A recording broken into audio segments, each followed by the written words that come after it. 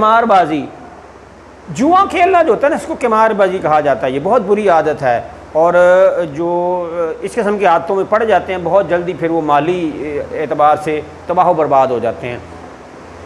تماش بینی جو ہے وہ فضول شوق ہے، فضول قسم کے جو شوق ہیں ان کو تماش بینی کہا جاتا ہے، جیسے جن میں وقت ضائع ہو اور کچھ حاصل نہ ہو، تماش بینی ہے ساری کی ساری. وحشی کہتے ہیں گنوار کو، بد تہذیب کو. پہوار کہتے ہیں جاہل کو. بد سلیقہ کا مطلب ہوتا ہے بدتمیز، جس کو کوئی انداز سلیقہ نہ ہو. برخلاف سے مراد کے خلاف. ولایتی سے مراد غیر ملکی ہو، یہاں مراد انگریز ہیں جو کہ انگلینڈ سے آئے تھے، بر صغیر کے اوپر قابض تھے. رفع ہونا، دور ہو جانا، کسی تکلیف کا، کسی مسئلے کا دور ہو جانا، رفع ہو جانا. آگے مستعدی، چستی یا ہوشیاری، اس کو مستعدی کہا جاتا ہے. تو بیٹا یہ آسان سا سبق تھا، الفاظ بھی اتنے زیادہ نہیں تھے، تو سبق تو مکمل ہو گیا. آپ نے اس کا خلاصہ تیار کرنا ہے. اب آتے ہیں اس کی مشق کی طرف. مشق میں ہے دلی قوا کو بیکار چھوڑنے کا کیا مطلب ہے. دلی قوا کو بیکار چھوڑنے کا مطلب پہلا سوال ہے، تو اس کو آپ دیکھیں. دلی قوا کو بیکار چھوڑنے کا مطلب دل کی قوتوں سے صحیح طریقے سے فائدہ نہ اٹھانا ہے، صحیح طریقے سے فائدہ نہ اٹھانا ہے. دوسرے لفظوں میں اس کا مطلب یہ ہے کہ انسان اپنے آپ کو سوچ، فکر اور عمل سے لا تعلق کر کے بغیر کسی مقصد کے بیکار پڑا رہے، زندگی کا کوئی مقصد ہی نہ ہو، تو وہ زندگی جو ہے وہ حیوانوں جیسی زندگی ہے، بھیڑ بکریوں جیسی زندگی ہے. دوسرا سوال ہے انسان کب سخت کاہل اور وحشی ہو جاتا ہے.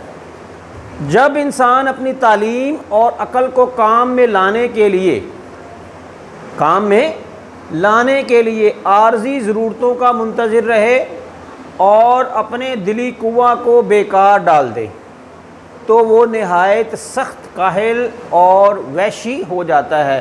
یہ آپ کو تصویر بھی مل جائے گی، اس لیے پریشان نہیں ہونا کہ سر ذرا پڑھ رہے ہیں تو ہمیں لکھنے میں مسئلہ آ رہا ہے. آپ اس کو لکھ سکیں گے جب آپ کو یہ گروپ میں شیئر کر دی جائے گی. تیسرا سوال ہے کسی نہ کسی بات کی فکر و کوشش میں مصروف رہنا کیوں ضروری ہے. فکر و کوشش میں مصروف رہنا کیوں ضروری ہے؟ اس کا جواب سن لیں. کسی نہ کسی بات کی فکر و کوشش میں مصروف رہنا لازم ہے کہ ہمیں اپنی تمام ضروریات کے انجام کی فکر اور مستعدی رہے. ہمارے اندر یہ احساس رہے کہ ہم نے اپنا کام مکمل کرنا ہے، تو اس لیے ہمیں اپنے آپ کو کسی نہ کسی کام میں مصروف رکھنا چاہیے، اپنے آپ کو بیکار نہیں رکھنا چاہیے. اسی میں ہماری بہتری ہے، اسی میں قوم کا فائدہ ہے. آخری ہے قوم کی بہتری کیسے ممکن ہے. کہتا ہے جب تک ہماری قوم سے کاہلی یعنی دل کو بیکار پڑا رکھنا نہ چھوٹے گا، اس وقت تک ہم کو اپنی قوم کی بہتری کی کچھ توقع نہیں ہے. یعنی جب تک ہماری قوم اپنی دلی قوتوں کو استعمال میں نہیں لائے گی، ان کو بیکار پڑا رہنے دے گی، تو قوم کی بہتری ممکن نہیں ہے. تو یہ سوالات تھے، آسان تھے، سبق کے اندر بھی ان کا جواب موجود ہے، میں نے آپ کو لکھوا دیے. اب اس کی ایکسرسائز کا باقی جو حصہ ہے اس کی جانب آتے ہیں. ہمیں آنا پڑے گا سوال نمبر 2 کی طرف. وہ کہتا ہے کہ آپ سبق کے متن کو رکھ کر صحیح جواب پہ نشان لگائیں. تو یہ دوسرا سوال ہے. وہ کہتا ہے روٹی پیدا کرنے کے لیے نہایت ضروری ہے، تو اس کی آپشن نمبر جو 2 ہے محنت، آپ لکھ لیں، محنت کو ٹک لگا لیں. دوسرا کہتا ہے لوگ بہت کم کاہل ہوتے ہیں، آگے ہے آپ لگا لیں روزانہ محنت کرنے والے، یعنی اس کی تیسری آپشن درست ہے، روزانہ محنت کرنے والے. اگلا ہے ہر ایک انسان پر لازم ہے. اب سبق کے حوالے سے ہم نے جواب دینا ہے اپنے اندرونی قوا کو زندہ رکھے. آپشن نمبر 4 ٹھیک ہے جی، آپشن نمبر 4 ٹھیک ہے. اور دال ہے قوم کی بہتری کی توقع کی جا سکتی ہے کاہلی چھوڑ کر، کاہلی چھوڑ کر، اس کی پہلی آپشن درست ہے. سوال نمبر 2 کے بعد سوال نمبر 3 جو ہے اس کا آ جائیں. اس میں کہتا ہے موضوع الفاظ سے خالی جگہ پر کریں. تو جو موضوع الفاظ ہیں وہ میں نے لکھ لیے ہیں، سبق کے اندر بھی موجود ہیں. تو پہلی خالی جگہ میں ہے اٹھنے بیٹھنے چلنے پھرنے میں سستی کرنا، کاہلی. پہلی میں آپ کاہلی کو ٹک کر لیں، آگے آپشنز موجود ہیں. دوسری خالی جگہ میں آپ حیوانی خصلت کو ٹک کر لیں، حیوانی خصلت کو ٹک کر لیں. تیسری جو ہے جیم والی ہمارے ملک میں، اس میں آپ کاہلی کو ٹک کر لیں، یا سرکل لگا لیں، ٹک کر لیں، انڈر لائن کر لیں، ایک ہی بات ہے. اور چوتھا ہے کسی شخص کے دل کو، آگے ہے بیکار، بیکار اس کو ٹک کر لیں. اس طریقے سے ہم نے اپنا تیسرا سوال کیا. اپنے چوتھے سوال کی طرف آتے ہیں. چوتھا سوال کہتے ہیں الفاظ کے متضاد لکھیں. متضاد کہتے ہیں جن کے الٹ معنی ہوں, جیسے دن کا متضاد ہے رات, سردی کا ہے گرمی, اسی طرح جو ہے وہ ہم نے دینے ہیں. کاہلی کا متضاد ہے محنت, کاہلی کا ہے محنت. عقل کا ہے بے وقوفی, عقل کا بے وقوفی. عارضی کا مستقل, عارضی کا مستقل. وحشی کا مہذب, وحشی کا مہذب. آگے ہے شک, یقین. مصروف, فارغ. سوال نمبر 6 ہے اعراب. 5 جو ہے وہ کہتا ہے درست اور غلط لگائیں کیا ہے.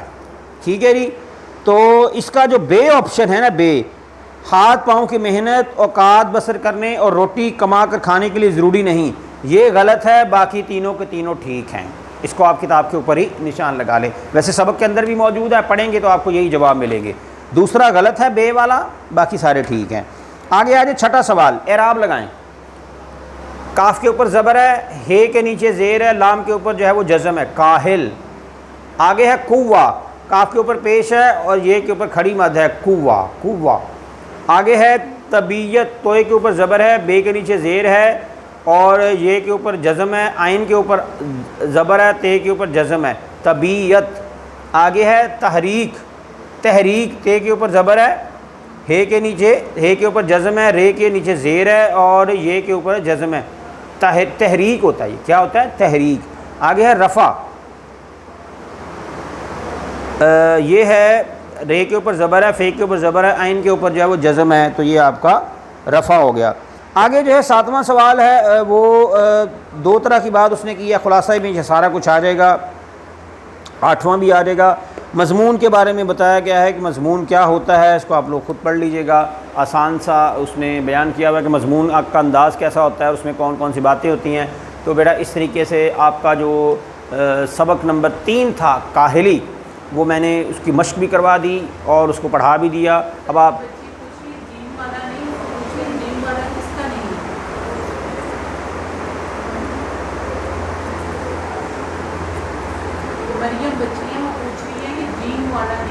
ہاں یہ 5ویں کا نا جو جیم والا ہے یہ بھی غلط ہے, اس کو آپ غلط کر لیں. یہ سچ نہیں ہے کہ لوگ پڑھتے ہیں اور پڑھنے میں ترقی کرتے ہیں, یہ سچ ہے. اس نے لکھا ہوا سچ نہیں ہے تو یہ غلط ہے. ٹھیک ہے, اس کو میں دوبارہ کروا لیتا ہوں. سوری جی, کویسچن نمبر 5 کا جو جیم ہے اس کو آپ غلط کر لیں. یہ میں نے آپ کو کہا تھا یہ صحیح ہے, تو یہ غلط ہے ویسے. ٹھیک ہے, اس کو آپ غلط کر لیں. باقی الف اور دال جو ہے یہ اس کے ٹھیک ہیں, بے اور جیم جو ہے غلط ہے. ٹھیک ہے جی.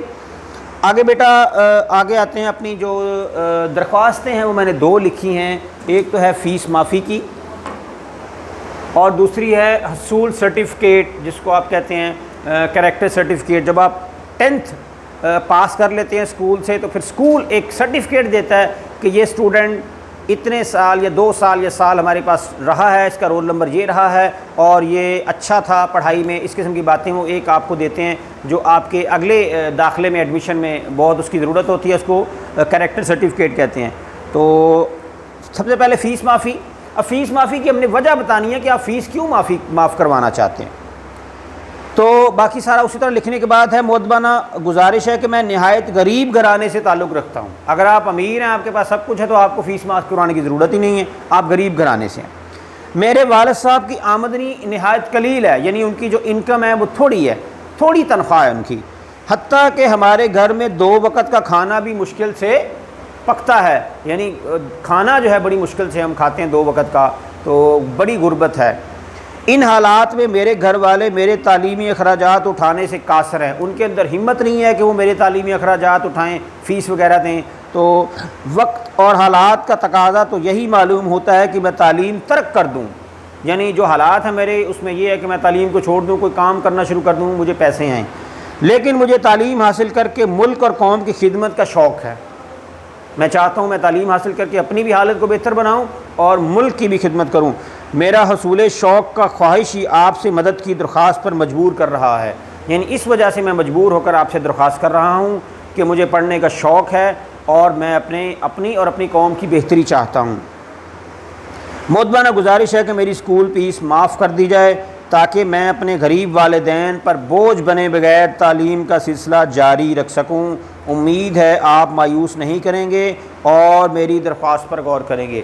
اس قسم کی سادہ باتیں آپ نے لکھنی ہے جس سے پتہ چلے کہ آپ واقعی آپ کی فیس معاف ہونی چاہیے اور آپ کے حالات اس قسم کے ہیں۔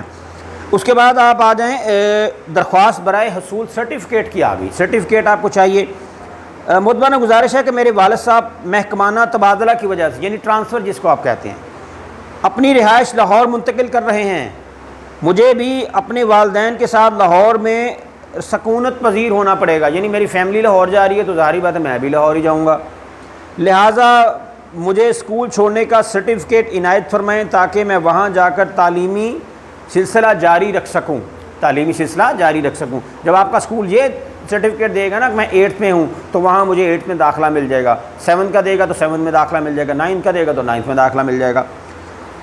آپ کے اسکول میں ہاسٹل کی سہولت نہیں، ورنہ میں ہاسٹل میں قیام کر کے اپنی تعلیمی سرگرمیاں جاری رکھتا۔ یعنی آپ کے اسکول میں ہاسٹل نہیں ہے تو مجبوراً مجھے ان کے ساتھ فیملی کے ساتھ جانا پڑ رہا ہے۔ آپ سے عہد کرتا ہوں کہ میں جہاں بھی جاؤں گا اپنی اس مادر علمی کی عزت و حرمت کا خیال رکھوں گا۔ میں اپنے اسکول کی جو ہے وہ اچھی شہرت کا باعث بنوں گا، اس کی بدنامی کا باعث نہیں بنوں گا۔ وہ کہتا ہے جی عین نوازش ہوگی۔ تو اس کے بعد ہماری جو ہے وہ 2 درخواستیں اور رہ جاتی ہیں، وہ کل اگلے لیکچر میں ہم کریں گے۔ تو اس کے بعد جو ہے ہمارا یہ درخواستوں کا جو حصہ ہے وہ بھی مکمل ہو جائے گا۔ آج کے لیکچر کے حوالے سے آپ کے کچھ سوال ہوں، کوئی بات ہو تو بیٹا آپ پوچھ سکتے ہیں۔ آپ کے سوالات کا انتظار ہو رہا ہے۔ لیکچر مکمل ہو گیا۔